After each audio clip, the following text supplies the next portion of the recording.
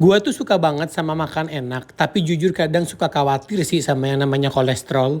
Tapi sekarang gue udah punya kunciannya nih. Tonton sampai habis ya buat tahu kunciannya. Nah, gue tuh paling gak bisa nolak sih sama mie jebeu yang pedes nikmat kayak gini. Apalagi kalau udah ketemu seblak merah merona yang dimasak di panci gini. Terakhir ada nasi padang yang paling mantep dipakein lauk rendang plus gulai tunjang nih. Apalagi kalau dapet tunjangnya tuh yang empuk kayak gini. Nah, sekarang kalau udah ketemu makanan gurih dan berlemak gini, gue udah gak khawatir sama kolesterol. Karena gue udah ada kuncian jitunya nih. Nah, kuncian gue Nutrif Benekol yang gak bikin gue khawatir lagi. Karena Nutrif Benekol ini mengandung planstanol yang merupakan bahan alami yang bisa ngikat kolesterol jahat dan bantu buang keluar dari badan kita. Jadi kadar kolesterol jahat LDL kita tuh bisa diturunin. Kalau gua minumnya selalu habis makan nih, apalagi kalau makanan yang berlemak kayak gini. Ini literally P3K sih buat gua, pertolongan pertama pada kolesterol.